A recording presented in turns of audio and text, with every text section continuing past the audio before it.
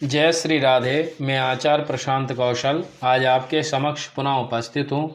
कुछ प्रश्नों के उत्तर को लेकर कुछ प्रश्न पूछे गए हैं, आज हम उनके उत्तरों को समझेंगे। सबसे पहला प्रश्न पूछा है मनीष कुमार मिश्रा जी ने, सिंह लग्न की कुंडली में तृतीय भाव में गुरु वक्री होकर के स्थित हैं और सप्तम भाव में सूर्य शनि एवं मंगल स्थित हैं और पंचम दृष्टि से सप्तम भाव को देखते हैं तो उसका क्या फल होगा। एवं दूसरा प्रश्न पूछा है HS सिंह जी ने कि राहु की महादशा में मंगल की अंतर्दशा का क्या फल होता है एवं मंगल की अंतर्दशा के समय में जो बुरे विचार मन में प्रकट होते हैं क्या वो विचार निरंतर चलते रहते हैं या फिर दशा अंतर्दशा के समाप्त होने पर उन विचारों का भी दमन हो जाता है यानी समाप्त हो जाते हैं। तीसरा प्रश्न भी इन्हीं का है कि क्या ग्रह महादशा अंतर्दशा में ही जातक को फल देता है या फिर इसके अलावा भी जातक को फल देता है। तो इन तीनों प्रश्नों को आज हम क्रम से समझते हैं। सबसे पहले प्रश्न को समझते हैं कि सिंह लग्न की कुंडली में तृतीय भाव में वक्री होकर गुरु स्थित हैं और वह पंचम दृष्टि से सप्तम भाव को देख रहे हैं तो क्या फल प्रदान करेंगे। तो यहाँ पर एक बात समझने की है, गुरु जो होते हैं सिंह लग्न में पंचम एवं अष्टम भाव के स्वामी होते हैं। तो पंचम भाव के स्वामी होने से शुभ हो जाते हैं और अष्टम भाव के स्वामी होने से अशुभ यानी पापी हो जाते हैं और साथ में वो पापी होकर के फिर वो तृष्णा स्थान में तृतीय स्थान में स्थित हो जाते हैं तो उनकी पापता की वृद्धि हो जाती है। लेकिन शुभ ग्रह हैं जहाँ पर दृष्टि रखते हैं वहाँ पर खराब नहीं करते, लेकिन हाँ जहाँ पर स्थित होते हैं गुरु वहाँ के फल में थोड़ी सी कमी करते हैं। तो तृतीय भाव में स्थित होकर के गुरु अवश्य ही कुछ मेहनत करने में कमी करते हैं। ऐसे जातक परिश्रम करने की सोचते हैं लेकिन जितना उन्हें परिश्रम करना चाहिए उतना परिश्रम नहीं कर पाते। दूसरी बात, तृतीय भाव से मित्रों के बारे में देखते हैं और भाइयों के बारे में देखते हैं। तो या तो ऐसे जातकों के छोटे भाई होते नहीं हैं या तो ऐसे जातक दूर रहते हैं या फिर ऐसे जातकों का व्यवहार उनसे ठीक नहीं होता।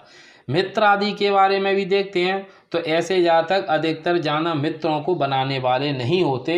यदि एकादश भाव प्रबल है या फिर बुध प्रबल है तो मित्रों का सहयोग मिलने की कुछ संभावनाएं होती हैं। एवं खांसी कफ आदि के बारे में देखते हैं तृतीय भाव से, तो तृतीय भाव में स्थित होकर ऐसे जातकों को खांसी कफ आदि की भी समस्याएं वहां पर स्थित होकर गुरु देते हैं। अब जो सप्तम भाव के फल की इन्होंने पूछा है तो सप्तम भाव में मंगल सूर्य शनि स्थित है। मंगल केंद्र और त्रिकोण के स्वामी होकर के चतुर्थ एवं नवम के स्वामी होकर के सप्तम भाव में स्थित हैं और गुरु की दृष्टि पा रहे हैं तो स्वाभाविक है चतुर्थ भाव के फल को नवम भाव के फल की वृद्धि करेंगे।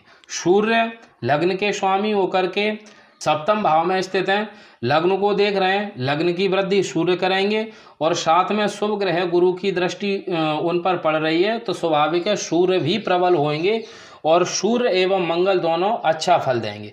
अब बात रही शनि की, शनि जिस भाव में बैठते हैं उस भाव के फल को नहीं बिगाड़ते एवं वो अपने खुद के घर में बैठे हैं तो उस फल को नहीं बिगाड़ते। लेकिन इन तीनों का संयोग पापी ग्रहों का क्रूर ग्रहों का सप्तम भाव में पड़ रहा है तो अवश्य ही वैवाहिक जीवन में समस्याएं देते हैं।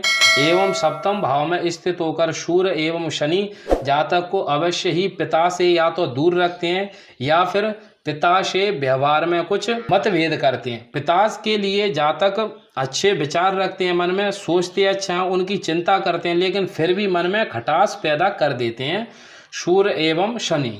और तीसरी बात, सप्तम भाव में स्थित होकर के सूर्य अवश्य ही जातक के पिता को ऋणी बनाते हैं और जातक अपने पिता के ऋण को उतारते ही रहते हैं। तो गुरु का यहाँ पर फल इतना प्रभावशाली नहीं होता सप्तम भाव के लिए, सूर्य एवं मंगल के लिए प्रभावशाली होता है। सूर्य एवं मंगल के फल की वृद्धि करता है क्योंकि सप्तम भाव का स्वामी शनि है और शनि अपने हिसाब से सप्तम भाव का फल यहाँ पर देगा। उसके बाद में गुरु नवम भाव पर दृष्टि रखते हैं, एकादश भाव पर दृष्टि रखते हैं तो ऐसे ज़्यादा धार्मिक प्रवृत्ति की होते हैं। एकादश भाव पर दृष्टि रखते हैं तो एकादश भाव के भी स्वामी बुध हैं, कर्म स्थान के स्वामी शुक्र हैं और गुरु तृतीय भाव में स्थित होकर एकादश भाव पर दृष्टि रखते हैं। यदि बुध की भी स्थिति अच्छी है तो या तो ऐसे जातक पांडित्य कर्म करने वाले होते हैं या फिर शिक्षक होते हैं या कानूनी शिक्षा आदि की भी प्राप्ति कर सकते हैं।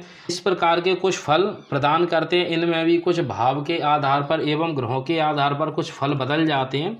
तो इस प्रकार का कुछ जो फल था उसे गुरु दृष्टि डालने से इस प्रकार का फल प्रदान करते हैं। अब इसके बाद में जो HS सिंह जी का प्रश्न था, क्या ग्रह अपनी महादशा अंतरदशा में ही फल देते हैं या फिर इसके अलावा भी फल देते हैं? यह प्रश्न अच्छा है, क्योंकि ग्रह केवल अपनी महादशा में या फिर अंतरदशा में ही जातक को फल प्रदान नहीं करता, इसके अलावा ग्रह गोचर में फल प्रदान करता है। जो गोचर कुंडली होती है वर्तमान समय की, उसमें भी ग्रह जातक को फल प्रदान करता। उसमें ग्रह किस प्रकार फल प्रदान करता है?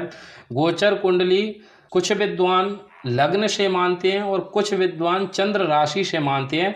वैसे इसका नियम यह है, लग्न बलवान है तो लग्न से गोचर का फल देखना चाहिए, यदि चंद्र बलवान है तो चंद्र कुंडली बना करके उस फल को देखना चाहिए। जहाँ पर ग्रह बिंदु देता है उस भाव की वृद्धि करता है, वहाँ पर स्थित होकर शुभ आदि फल की वृद्धि करता है, और जहाँ पर ग्रह बिंदु नहीं देता वहाँ पर अवश्य ही उस फल की हानि करता है, उस भाव में स्थित होकर अशुभ फल प्रदान करता है। तो ग्रह महादशा के अलावा भी गोचर आदि कुंडलियों में फल देता है एवं प्राण दशा, सूक्ष्म अंतरदशा, इनमें भी ग्रह जातक को फल प्रदान करते हैं। अब इनका जो दूसरा प्रश्न था कि राहु की महादशा, मंगल की अंतरदशा का क्या फल होता है, तो यहाँ पर मैं एक बात बता दूं कि जब तक जन्म कुंडली पूरी सामने नहीं होगी जब तक इसके फल का निर्णय नहीं हो सकता, क्योंकि राहु एवं मंगल की स्थिति देखी जाती है कि वो किस स्थिति में, उसके अनुसार उनके फल का निर्णय किया जाता है। इसी में आपने पूछा था कि जो गलत विचार, बुरे विचार जो आते हैं क्या वो समाप्त हो जाते हैं? हाँ, यदि उसके बाद में जो आगे दशा अंतरदशाएं आ रही हैं वो यदि अच्छी है, जैसे राहु के बाद में गुरु की महादशा आती है, तो यदि जन्म कुंडली में गुरु अच्छे स्थान के स्वामी हैं या फिर गुरु शुभ स्थान में बैठे हैं तो उन विचारों का धीरे धीरे समाप्त हो जाते हैं। यदि आगे आने वाली दशा अंतरदशा यदि अशुभ आदि ग्रहों की है तो अवश्य ही विचार आदि हैं उनकी प्रबलता बढ़ जाती है। जो आपने प्रश्न पूछे थे उसका मैंने कोशिश की उसके उत्तर देने की, यदि फिर भी कुछ रहा हो तो आप पूछ सकते हैं। तो आज के लिए इतना ही। जय श्री राधे।